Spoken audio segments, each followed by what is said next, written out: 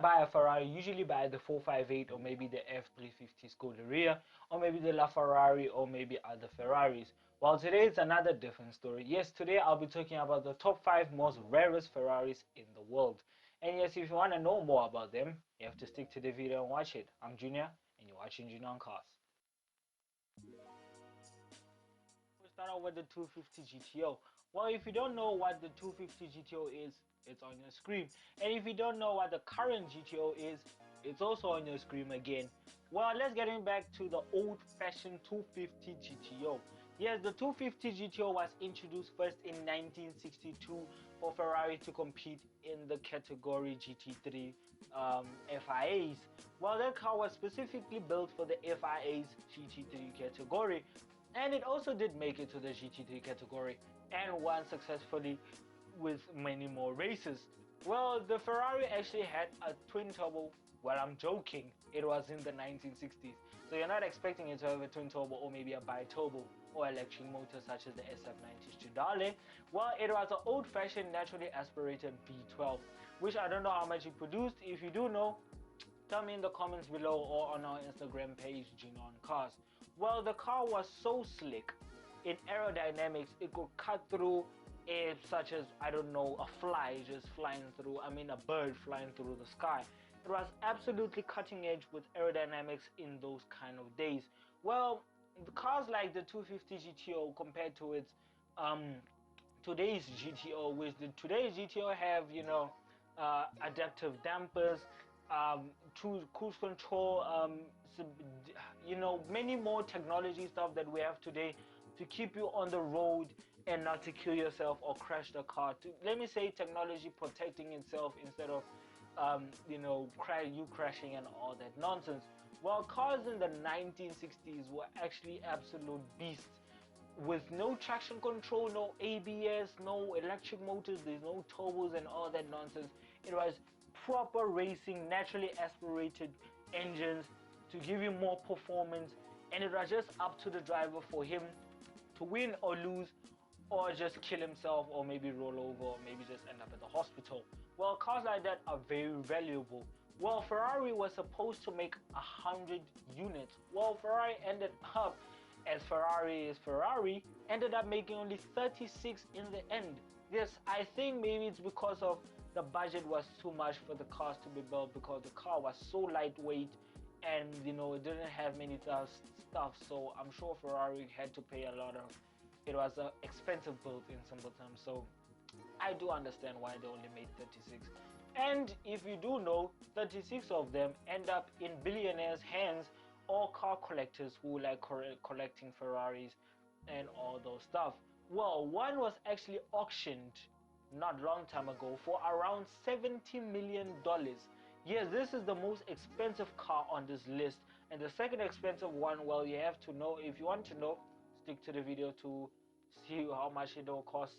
So this car was actually auctioned for $70 million and is the most expensive Ferrari in today's money wise. So yeah, it's more expensive than the F40 and the F50 combined, so you're not expecting it to be any cheap. It's the most rarest car literally on this world. Well, let's get into number 2, which is the Ferrari 458 Pininfarina Sergio. Well, if you don't know who Pininfarina is more like Virgil but in the car industry. While Ferrari and Pininfarina have had a good relationship for more than a decade until today, but I have not seen many Pininfarina cars coming out collaboration with Ferrari. So hopefully in the near future we'll get more collaborations from Pininfarina and Ferrari, because I see Pininfarina have already started their own company to design their own car and all of that. So Pininfarina is starting to be independent and work on their own cars.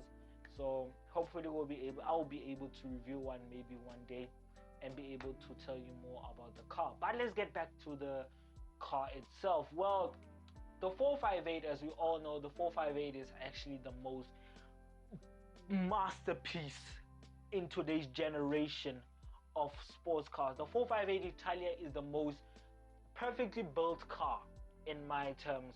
It handles beautifully, it sounds great, it looks cute. It looks beautiful. It just looks perfect. It looks perfect. Something like the 296 GTB Ferrari, close enough, but the 458 was perfectly built from the hard top to the soft top. So Ferrari didn't mess up on that car, performance and looking and sounding and interior and all of that. So even Jeremy Clarkson had one, even James May had one, which we all know James May has Ferraris. He had a 208. He had what is this 488 special needs, as Jeremy Clarkson calls it, and many more Ferraris that he has owned.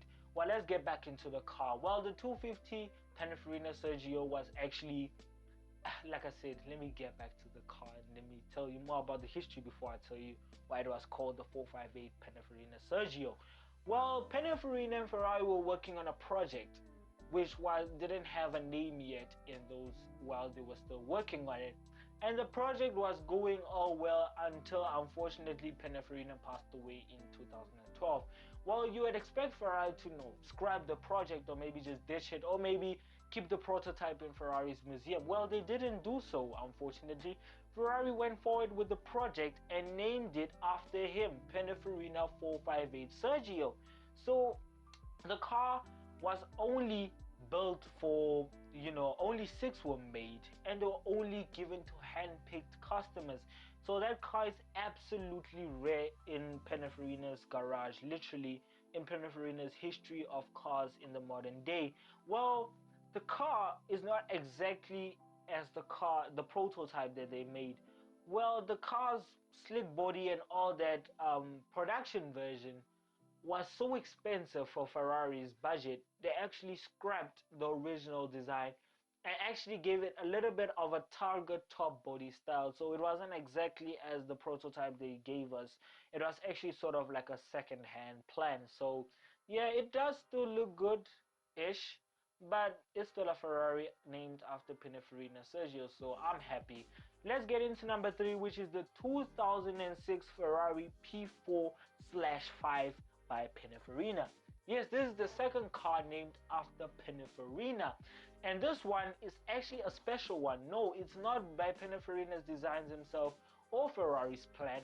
No, this one was actually a customer's request. Yes, this car, the P4/5 by Pininfarina, was actually a request from an American entrepreneur and also a car collector called Glickenhaus. Well, if I said it wrong, I'll put it on the subtitles, and yeah, maybe my spelling is wrong. Well, this man, Glickenhaus, was actually a lucky man because he went straight forward to Ferrari and asked them to build him a hand once-off car for only him and only. Well, if you're a long-standing Ferrari customer, if you're rich enough, you are able to convince the Italian giants to actually build you a car for only you and you only, such as Bugatti do for their customers, Lamborghini and McLaren and all those million-dollar companies. Well, this lucky man actually wanted a car to look more like the Ferrari Enzo and a bit like the 60s P race cars which competed in the 60s, like I said. Well, you're not expecting the car to be any cheap because this car actually cost the build. The build was actually around $4 million. Well, for a man who's rich like him, going straight to the Italian brand, he's not worried about the check. But it did take a year later for Pininfarina himself to complete the build. Well, Pininfarina was actually the head of the project of this 2006 Ferrari P4/5.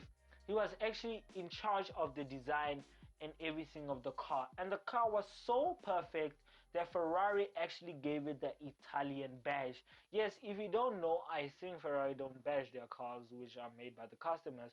Well, that car was perfectly built. It looked absolutely good it looked good, it was good on performance and everything. Ferrari actually gave it the Italian horse badge to sit in front.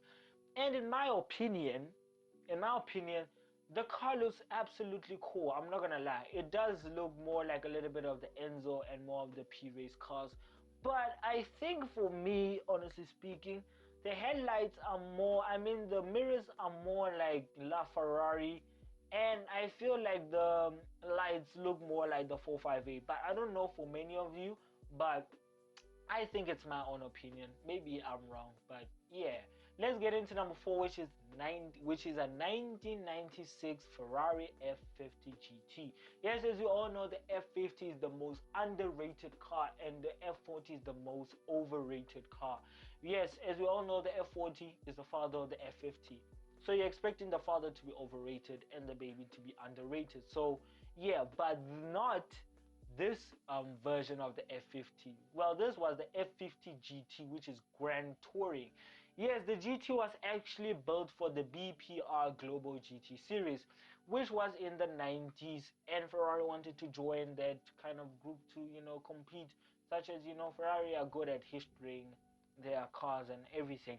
Well, this car was actually supposed to be the McLaren F1 GTR. Yes, as we all know, the original F1 is expensive and very rare to find, such as the F50. So this F1 GTR was actually the most toughest car in the BPR Global GT series to beat. So it was Ferrari's goal to actually demolish the F1 GTR. Well, unfortunately, Ferrari didn't make it to the BP GT series because of the car, and the GT series actually folded, so Ferrari actually had to scrap the project. But I'll get into that a little bit later. Well, the car was actually helped. The F50 was actually transformed into the GT with lots of stuff. Literally, they fixed the roof, new front spoiler, and a larger wing to give you more downforce. And they also got help from Delara and Michelotto. If you don't know those people, trust me, I also don't know who they are.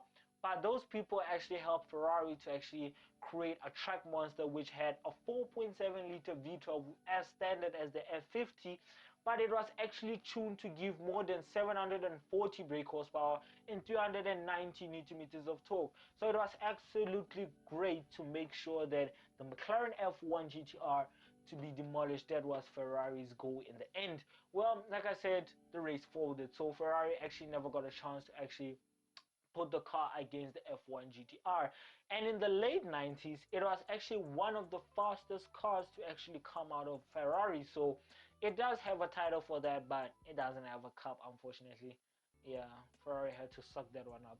Well, the car was, because the project was scrapped, only 3 were only made. Yes, it was during the part where they were building it, and then they found out that the GT series was actually cancelled. So 3 were only made and only 3 were sold. So if you want one, you're not going to be able to find one, because I'm sure it's sitting in a private collector's garage right now, who is a billionaire, maybe has like 14, 15 Bugattis in his garages. So yeah, let's get into number 5, the last in the lot, which is the 1958 Ferrari 250 Testarossa.